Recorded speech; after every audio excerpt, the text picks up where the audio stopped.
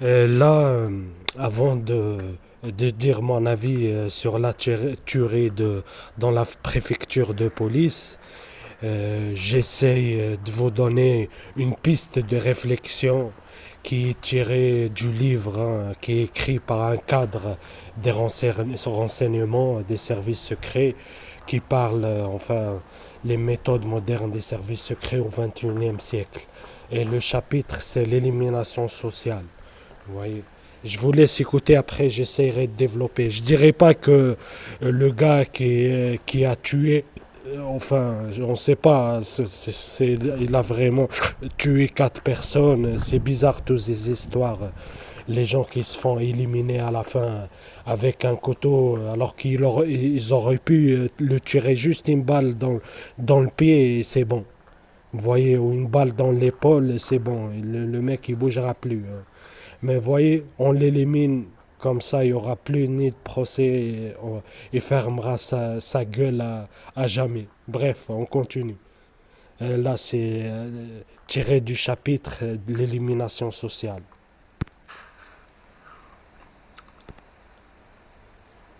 Ces cas d'élimination sociale discrète que seul un pouvoir ayant la puissance d'un État peut accomplir, vous voyez, sont bien souvent visibles pourtant, car fréquemment un individu qui est discrètement poussé à bout selon les méthodes que nous venons de voir, vous voyez, on vient à commettre des actes d'une extrême violence que les médias ne peuvent passer sous silence. Ici, un père de famille sans histoire qui a tué tous les siens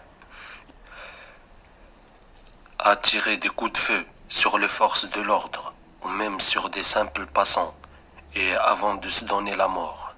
Ici, un homme à l'intelligence et à la culture au-dessus de la moyenne qui s'est procuré une arme automatique pour ensuite tirer sur des dizaines de personnes sans raison rationnelle justifiable ou explicable.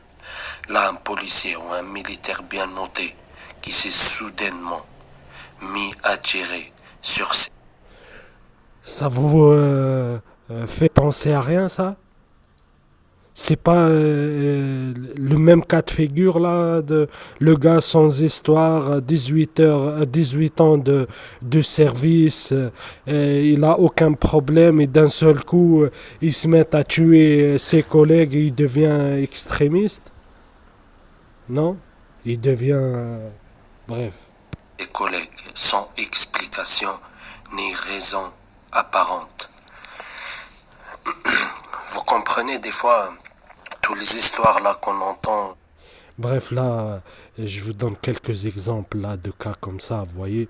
Et, dans le monde, hein, aux États-Unis par exemple, ou même ici en France, hein, des gens sans histoire, d'un seul coup, ils se mettent à tirer sur tout ce qui bouge. Ou, par exemple, aux États-Unis, des gens ils rentrent dans des cinémas et tirent sur les gens. Ou un enfant il rentre dans son lycée et tire sur ses collègues. Toutes ces histoires, vous voyez, et il le dit, hein, le cadre des renseignements, il le dit. Hein.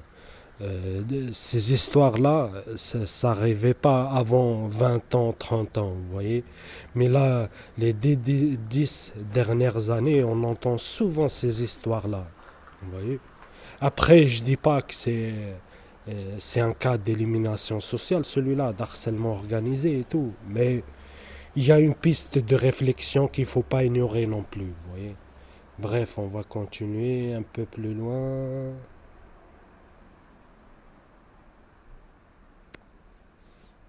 Hop.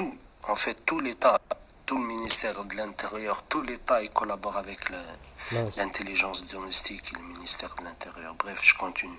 Les arguments du phénomène d'émulation des jeux vidéo et des films violents ne parviennent pas à expliquer tous ces étranges phénomènes d'ultraviolence gratuite, fréquemment suivis de suicides prémédités de leur... là c'est pas suicide prémédité, là, c'est élimination directe, vous voyez.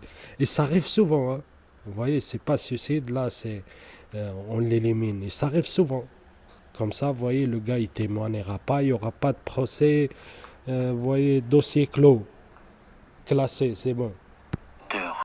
que la société ne connaissait pas il y a seulement 30 ans, n'ayant jamais connu avant cela.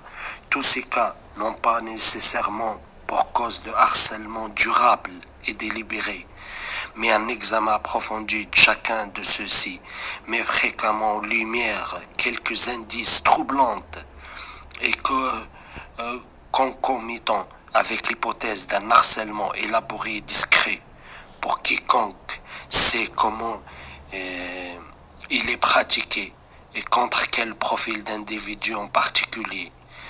Parce qu'à peu près tous les États modernes pratiquent l'élimination sociale, peu importe la fréquence. Un consensus tacite s'est installé à ce propos. Tel pays se montre hésitant à dénoncer de telles méthodes, dont tel autre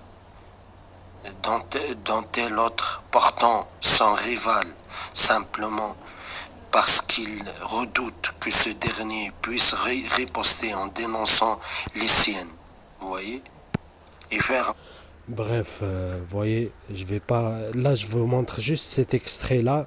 Et avant, dans le chapitre, il explique toute cette méthode-là de d'harcèlement, vous voyez, organisé, d'harcèlement, comment on fait pour pousser quelqu'un à bout, le pousser à la faute, voyez, le pousser, voyez, à des actes. Il donne plein d'exemples, voyez, d'harcèlement qu'ils ont utilisé comme ça par les services secrets. C'est difficile, c'est extrêmement difficile à démontrer, vous voyez, par le harcelé, vous voyez. Bref, là, c'était juste une petite piste de réflexion. Après, moi, je vais développer. À partir de là, j'essaie de développer, parce que moi, je l'ai vécu cet harcèlement, vous voyez. Et par des méthodes perverses comme ça, on a essayé de me pousser à bout, de me pousser à l'acte, vous voyez. Bien sûr, comme il dit, le cadre des services secrets dans le chapitre, les avocats et les psychiatres payés des services secrets, au début du chapitre, il le dit. Un service secret ne fait rien sans pouvoir le nier après. C'est pour ça qu'ils utilisent toujours des méthodes indirectes ou ils utilisent des intermédiaires pour pouvoir après le nier tout simplement ou dire c'est pas nous, vous voyez, on est pour rien, vous voyez. Moi j'ai vécu ces méthodes-là d'harcèlement et je le vis toujours, vous voyez. Mais il y a une période où ils ont voulu vraiment me pousser à l'acte, vous voyez. À un moment, je voyais très bien, très bien. J'étais grave harcelé, mais toujours le cas. Mais des jours, il y a des jours, j'étais harcelé H24 sur H24, vous voyez, par équipes, ils se relayaient, ils cognaient dans les murs jour et nuit, sans arrêt, vous voyez. Il y a moyen de devenir fou, vous voyez. Et c'est le but. Le but, c'est ça, c'est de vous pousser. Après, ils disent, ouais, démence, t'es déséquilibré, terroriste, vous voyez. Et en même temps, par des méthodes indirectes, on me conseillait d'acheter une arme et de tirer dans le tas. Et jusqu'à quand je vais me laisser faire. Vous voyez, ils voulaient me pousser à bout. Et d'un autre côté, on me proposait des armes. Vous voyez, mais moi je suis très intelligent et je connais très bien la manipulation, vous voyez, psychologique. J'ai compris direct, j'ai fait direct une vidéo où je les ai dénoncés, vous voyez. En même temps, on fait tourner sur moi des rumeurs que je suis extrémiste, terroriste, tout ça, alors que les gens qui me connaissent, ils savent très bien. Moi, j'étais toujours le premier à dénoncer ces faux musulmans, ces false flags. Même j'étais le premier à dénoncer Daesh, tout ça. Je l'ai dénoncé, je l'ai démonté juste par la religion. Je montrais que en fait c'est des charlatans, vous voyez, c'est des charlatans. Après, avec le temps, on a vu qu'ils étaient financés par les Européens et tout. et par Israël. Vous voyez? Et en fait, je crois très bien, parce qu'il y a beaucoup d'agents de renseignement, ils ont dénoncé ça, que c'est le Mossad qui a construit tout ça. Vous voyez? Bref, comme c'est la CIA qui a construit qui a créé les Moudjahidines en Afghanistan et tout. Ils ont été financés et tout pour combattre les Russes. Bref, voilà. Et en tout cas, cette histoire, elle est trop bizarre. Vous voyez, le gars, il a 18 ans de service, il a aucun problème. Vous voyez, et d'un seul coup, le gars, il se met à, à charcuter ses collègues, vous voyez, avec une arme blanche. Hein. Je trouve ça très très bizarre, vous voyez. Le gars, 18 ans, il vit avec eux, il travaille avec eux, il n'a aucun problème, et d'un seul coup, ils se mettent à tuer ses collègues. C'est bizarre, moi je trouve ça très très très très bizarre. Vous voyez, ça colle pas. Hein. Après, ils nous apprennent qu'en fait, il s'est converti à l'islam, ça fait 18 mois. Voilà, comme c'est pratique. Vous voyez, c'est pas radicalisé, c'est converti. Vous voyez, c'est pratique. Hein. C'est pratique. Il y a plein d'histoires comme ça, des gens, mais comme toutes les histoires là de faux hasards, enfin, d'attentats, moi que je qualifie de faux, hein, false flag, hein, et je suis pas complotiste. Hein, l'histoire, même officielle, elle nous apprend qu'il y a eu des histoires comme ça qui étaient sous faux drapeau, par exemple l'attentat de Boulogne, hein, ou Rainbow Warrior qui a été fait par les renseignements français, je vous rappelle. Hein.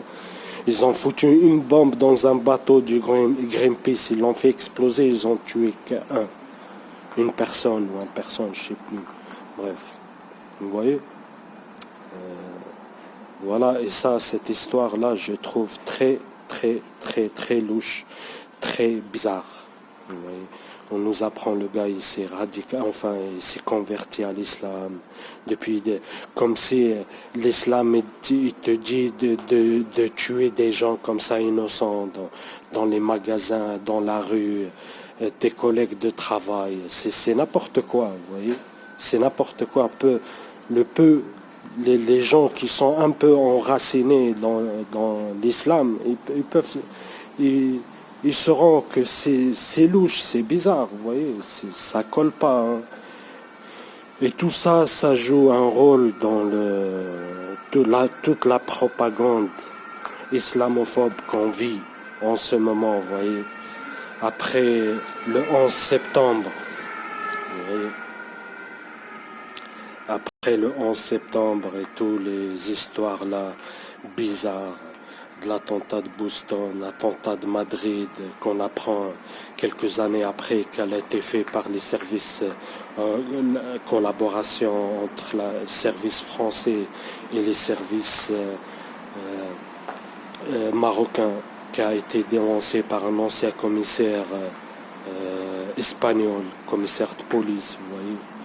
Toutes ces histoires, elles sont bizarres de toute façon, vous voyez, moi, ça colle pas, vous voyez. Ça colle pas, il y a un truc bizarre. Vous voyez. Il y a un truc bizarre, vous voyez. Après, j'ai pas tous les éléments sur cette histoire-là, mais c'est juste, j'ai vu juste quelques éléments. Le gars, ça fait 18 ans, il travaille. Il n'a jamais eu de problème. Et d'un seul coup, il se met à tuer ses collègues. Et après, on apprend qu'il s'est converti 18 mois avant. Vous voyez, c'est n'importe quoi. N'importe quoi, voilà. En tout cas, c'est mon avis. Et c'est pour ça, là, au début, je vous ai partagé l'élimination sociale. Si vous ne comprenez pas l'élimination sociale, moi, je l'ai vécu. Et si j'étais pas assez intelligent, et j'ai su que j'ai affaire au renseignement français et à l'État français, et, j'aurais pu facilement se laisser faire, vous voyez, parce que le harcèlement, il est énorme, il est énorme. J'étais agressé plusieurs fois par des, des petites merdes. Vous voyez que j'aurais pu leur régler leur compte, mais ils venaient toujours nombreux et toujours organisés. Vous voyez, avec tout l'harcèlement que je vivais dans mon domicile jour et nuit, vous voyez,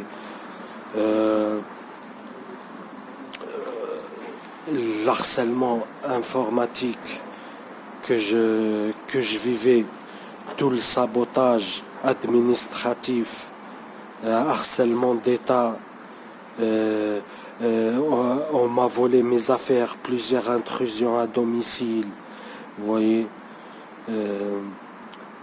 Bref, c'était un harcèlement énorme, quotidien, non-stop, jour et nuit. J'en ai vu de toutes les couleurs. Vous voyez, j'en ai vu de toutes les couleurs et sans répit. Vous voyez, j'aurais pu facilement aider d'ailleurs à un certain moment pour me défendre parce qu'ils venaient toujours en groupe. Ils n'étaient pas de Levallois, hein, ni de la ville, ni de mon quartier. Hein. Comme il explique très bien dans l'élimination sociale, et comment ils utilisent des indiques et des jeunes de quartier pour harceler une cible, en l'envoyant squatter le plus possible là, dans le domicile, à côté du domicile de la cible, foutre le bordel, tout ça, bref. Vous voyez, intimidation, provocation, tout ça, vous voyez. À un certain moment, ils ont sonorisé les appartements aussi, ils ont mis des mochards et tout. Ils m'ont détruit mes appareils, vous voyez, hacking, tout ça, bref. À un certain moment, tellement j'étais harcelé, vous voyez, ils venaient toujours en groupe et tout. Vous voyez, c'est un truc normal, vous voyez, je vais pas me laisser marcher dessus. Ils sont nombreux, vous voyez. Ils sont nombreux, ils viennent toujours nombreux, vous voyez. J'appelle les flics, ils viennent pas, vous voyez. Ils sont jamais venus. Vous voyez, comment tu fais?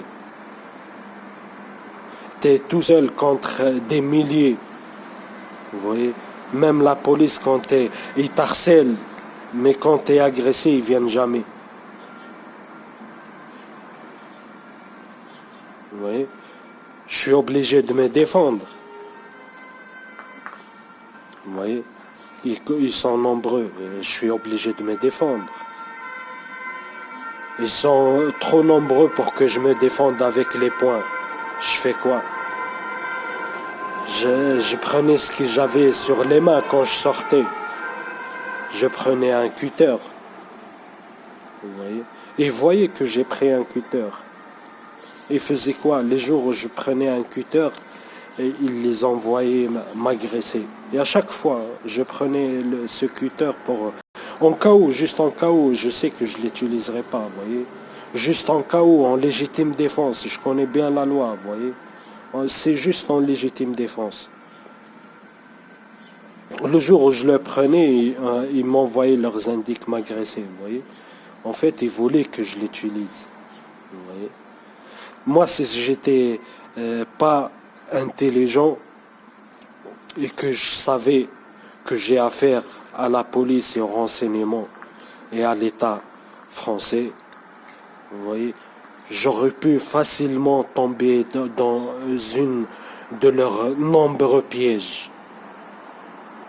Vous voyez, c'est comme l'harcèlement dans l'école quand un enfant il se fait harceler, moquer, se moquer, voler, tout, bref. À un certain moment, il va supporter, à un certain moment, il va craquer. Vous voyez? Et c'est ça qu'ils veulent. Ils veulent que la cible, elle craque. Elle a trois sorties. Soit la violence, elle se fait emprisonner ou passer pour terroriste, éliminé et tout direct. Soit On les fait passer pour violentes, fous, hystériques, démence, tout ça, on l'interne. Vous voyez? Ou soit, ils se suicident.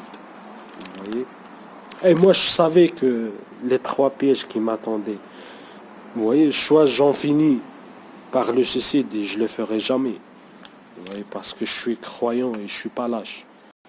J'assume la vie, vous voyez? J'assume les épreuves. Deuxième chose, je savais qu'il m'attendait 2. Soit la psychiatrisation, soit la prison où ils m'assassineront, ils diront que j'ai dit Allahu Akbar, tout ça, vous voyez. Et moi, je l'ai vécu, tout ça, vous voyez. C'est pour ça, à chaque fois qu'il y a des histoires comme ça, je réagis direct. Parce que je l'ai vécu. Et les gens, s'ils ne comprennent pas l'élimination sociale, ils rateront une bonne piste de réflexion pour comprendre beaucoup d'histoires bizarres. Bien sûr, hein, l'État, les médias, ils ne nous diront pas il était harcelé par les renseignements et par ses collègues de travail, poussé à bout et tout. Non. Bien sûr, il nous dira qu'il entend des voix, il s'est converti, tout ça, bien sûr. Hein. Les médias et l'État, c'est pas pour informer les peuples, c'est pour manipuler et désinformer. On le voit avec l'incendie de Rouen. Hein. Vous voyez, des déchets très toxiques lâchés dans la nature, dans l'air et tout. L'eau des robinets, elle est devenue trop noire, carrément, vous voyez. Et les médias, l'État, le ministre de l'Intérieur et tout, ils nous disent, il n'y a rien. Soyez serein, c'est pas dangereux, vous voyez. Dormez tranquille.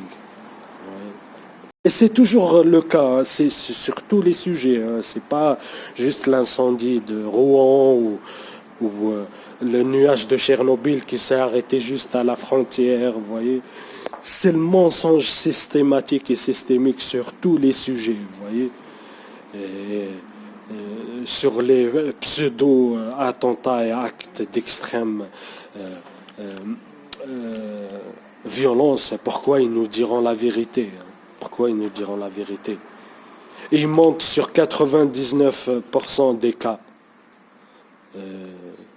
Ça ne m'étonne pas qu'ils montent sur ces sujets aussi. Voilà, j'espère. Parce que des fois, j'oublie des petits détails comme ça. Des fois, je dévague parce que j'ai plein de trucs à faire. Et je ne prépare pas en vidéo, vous voyez. Je l'ai fait comme ça à l'arrache. Et le français, c'est pas ma langue maternelle. Vous comprenez? Je parle d'autres langues plus couramment que le français, mais je me fais comprendre en tout cas. Voilà, j'essaye de... Sur ce, à la prochaine.